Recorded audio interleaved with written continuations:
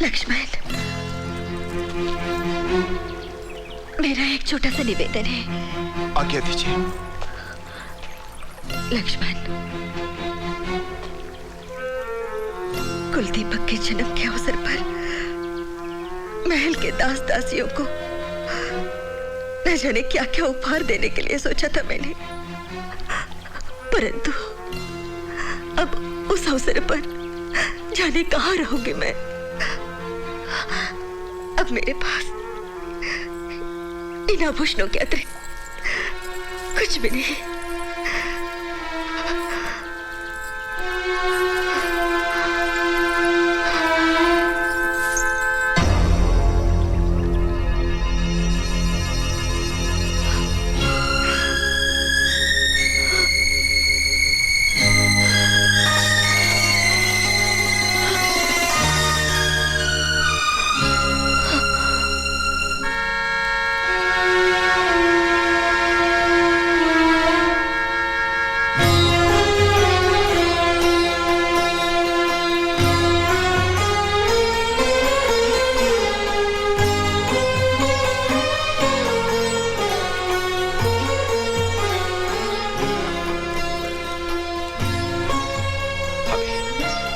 भाभी अब धन्य है।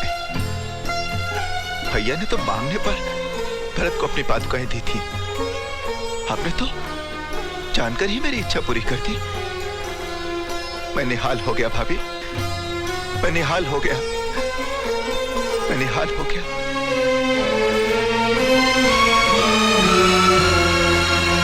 अपनी पुत्री को दुखी मत करो। पुत्री, तेरा दुख देखकर मेरा तन मन अपने वश में न रहा। किंतु पुत्री, मैंने तुझे कहां दुख दिया है?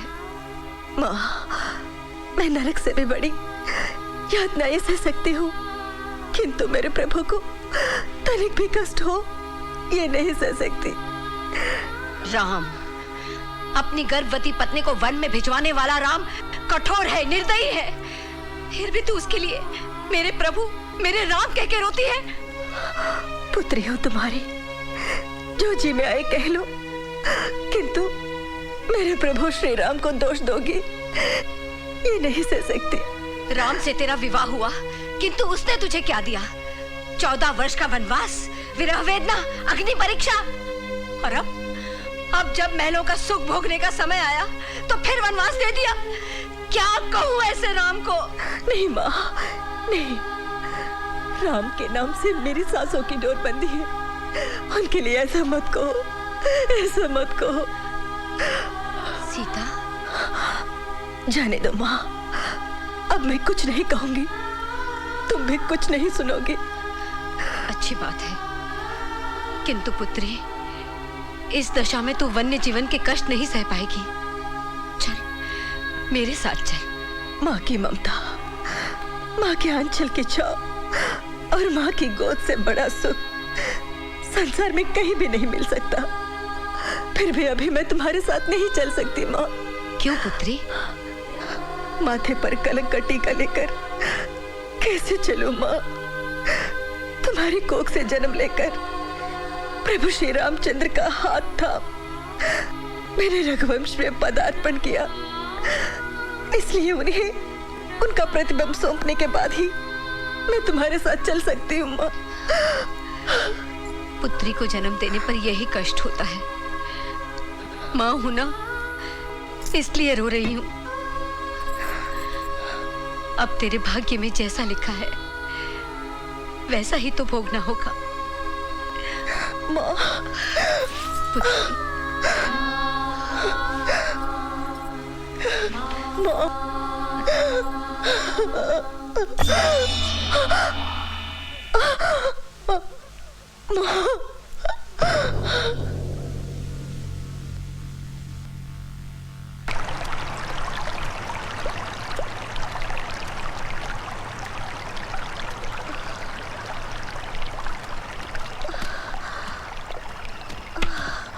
तुम कौन हो देवी, और अकेली इस निर्जन वन में क्या करने आई हो?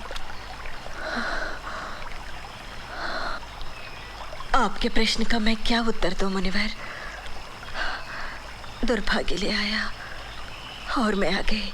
ओह, तुम तो राजरानी सीता हो, मैं वाल्मीकि हूँ।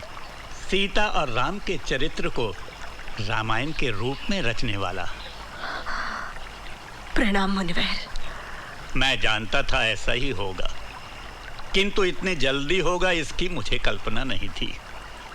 तुम्हारे दर्शन करके मेरा जीवन धन्य हो गया देवी। आओ मेरे साथ आश्रम चलो। नहीं, मैं कलंकिनी हूँ मुनिवर। मेरे साथ चलने से आपका आश्रम अपवित्र हो जाएगा। नहीं देवी, तुम कलंकिनी नहीं, तुम तो आदि शक्ति हो, जगत माता हो, साक्षात लक्ष्मी हो। तुम्हारी महिमा मुझे ज्ञात है। निरंतर राम नाम के कीर्तन से गुंजायमान मेरे आश्रम को अपने पावन चरणों से पवित्र करो देवी। आओ। मुनिवर, विपत्ति के इस समय में आप मेरे लिए देवता जैसे प्रकट हुए हैं। मैं आपके साथ अवश्य चलूंगी, किंतु रुक क्यों गई देवी?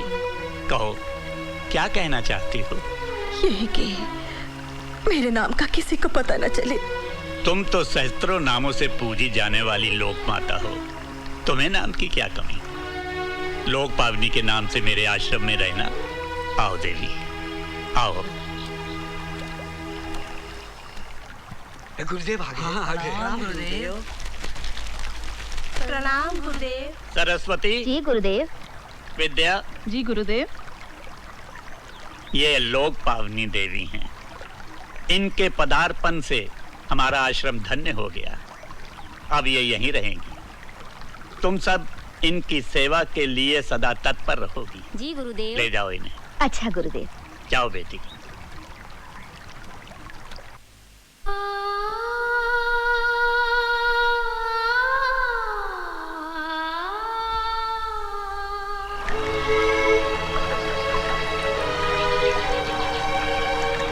गुरुदेव, लोक पावनी देवी ने 2 शिशुओं को जन्म दिया है।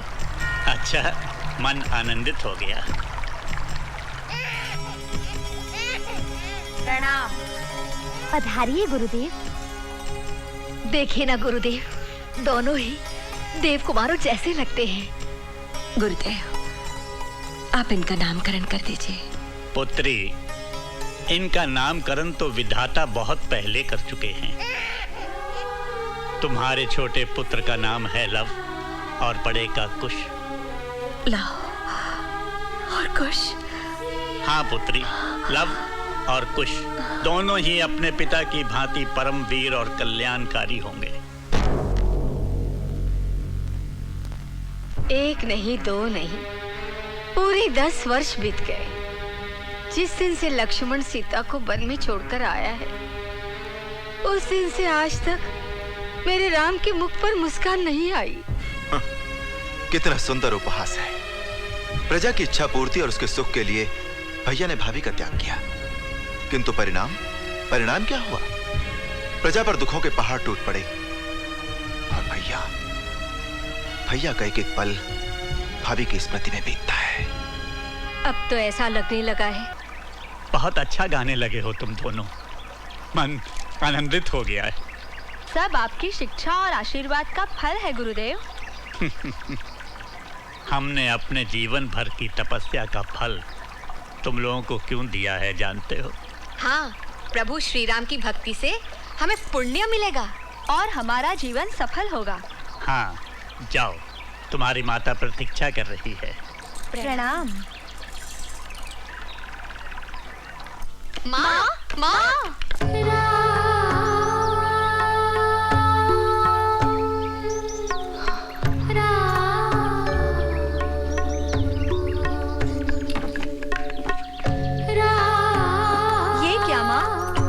अच्छा नहीं गाया? हमसे कुछ अपराध हुआ है माँ? हमारे किसी कार्य से तुम्हारे मन को चोट पहुंची है? किसी ने तुमसे कुछ कहा है माँ? बताओ माँ, तुम्हें क्या कष्ट है? क्या चिंता है माँ? जो पुत्र अपनी माँ की चिंता दूर न कर सके, उसका जीवन व्यर्थ है। बोलो माँ, बोलो, तुम्हें क्या चाहिए? यदि तुम कहो तो हम तुम्हारे चरणों में स्वर्ण का अंबार लगा दें। तुम दोनों मेरे लिए किसी भी स्वर्ण के अंबार से बढ़कर हो। पुत्रों, संपदा हो। तुम्हारे अतिरिक्त मुझे कुछ भी नहीं चाहिए। तो फिर तुम रो क्यों रही हो माँ? तुम दोनों के मुख से रामायण का मधुर गायन सुनकर मेरा हृदय भर आया और खुशी से आंखें भर आई। क्या खुशी में भी आंखें भर आती है माँ? हाँ, यदि खुशी खुशी जैसी हो। माँ, सीता राम जैसी दंपत्ति समस्त भूलोक में आज तक नहीं हुई, संभवतः होगी भी नहीं। इसलिए सीता के वियोग का दुख राघवेंद्र को जीवन भर रहेगा। क्या ऐसा कोई उपाय नहीं जिससे राम के दुख का भी निवारण हो जाए और प्रजा भी सुखी हो जाए?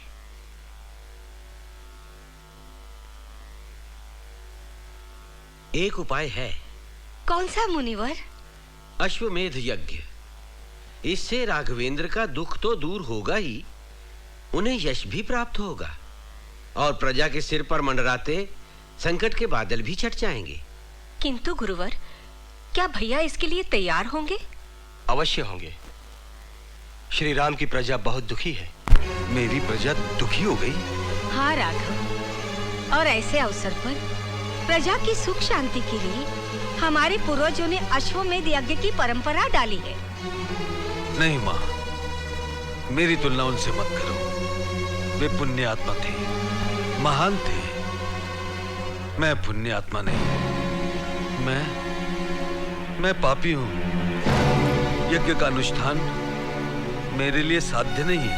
भैया, आप अजेय हैं। बुद्धि, शौर्य, शक्ति, किसी भी बात की आप में कमी नहीं। और फिर आपके तीनों भाई आपके साथ हैं जो हर प्रकार से समर्थ हैं। फिर यह यज्ञ साध्य क्यों नहीं है? तुम नहीं समझोगे लक्ष्मण, बिना पत्नी के मुझे यज्ञ करने का कोई अधिकार नहीं है। तुम्हारे लिए पत्नियों की क्या कमी है भैया? तुमसे विवाह करने के लिए अनगिनत राजकुमारियां पड़ी हैं। शांता दीदी, अपने भैया को भली भांति जानते हुए भी आज तुमने इतनी बड़ी बात कह दी। बुरा ना मानना भैया, यदि तुम यज्ञ नहीं करोगे तो प्रजा के दुख कैसे दूर होंगे? तुम्हें दूसरा विवाह करना ही होगा। दीदी, सूर्य पूर्व की अपेक्षा पश्चिम से निकल सकता है, चंद्रमा अपनी शीतलता बरसाना छोड़ सकता है, लेकिन तुम्हारा भैया राम, आप सबका प्रिय राम, अपना एक पत्नी व्रत कभी भंग नहीं कर सकता।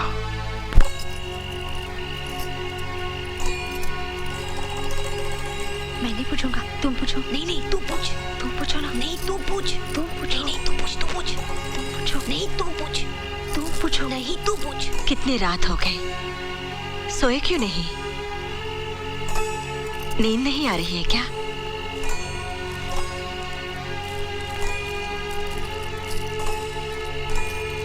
हाँ माँ, नींद नहीं आ रही है। क्यों नहीं आ रही है? माँ, प्रतिदिन गुरुदेव से रामायण सुनकर और प्रभु श्री राम के प्रति तुम्हारी अथाह भक्ति देखकर हमारी जिज्ञासा बहुत बढ़ गई है माँ। मन करता है पंख लगाकर उड़े और पल भर में अयोध्या पहुँच जाए। और माँ, पुरुषोत्तम श्री राम के दर्शन करके जुग जुग से प्यासे इन नैनों की प्यास बुझा ले। हाँ माँ, और उन्हें रामायण गाकर सुनाए, उनसे आशीर्वाद ले और अपना जीवन धन्य कर ले। मेरे बेटो, तुम दोनों के जीवन में ऐसा अवसर आए, ये मेरे हृदय की सबसे बड़ी कामना है। तो फिर तुम हमें अयोध्या जाने की आज्ञा क्यों नहीं देती माँ? ये आज्ञा तुम्हें गुरुदेव से ही लेनी पड़ेगी। ऐसी बात है तो हम कल सुबह ही गुरुदेव से आज्ञा मांग लेते हैं। अवश्य मांगो। मेरा मन कहता है वे तुम्हें निराश नहीं करेंगी, किंतु उचित समय आने पर वे स्वयं ही आज्ञा देंगे। रामायण धर्म और अधर्म के अंतर को प्रतिपादक करती है, अर्थात निर्धारित करती है, और संपूर्ण मानव जाति को जीवन का वास्तविक अर्थ समझाने के साथ ही मानव को दानवी प्रवृत्तियों की ओर बढ़ने से रोकती है। अर्थात मनुष्य को मनुष्यता का आचरण करने की शिक्षा देती है। हाँ, जानते हो क्यों? क्यों गुरुदेव? क्योंकि रामायण के समस्त पात्र आदरणीय हैं। वे मानवता के वट वृक्ष की स्वर्णिम शाखाओं के समान हैं। इसलिए रामायण मानवता के लिए शिक्षाप्रद और कल्याणकारी है। जब तक संसार में धरती, आकाश, चांद और सूरज रहेंगे, तब तक रामायण भी तेजों में बनी रहेगी। तुम दोनों अयोध्या जा रहे हो। हमें विश्वास है कि तुम अपने मधुर स्वरों में रामायण को गा गा कर जन जन तक पहुंचाओगे। हम आपके आदेश का पालन करेंगे गुरुदेव। हम जानते हैं ये दिव्यास्त्र है। जैसे तुम रामायण के गायन में पारंगत हो,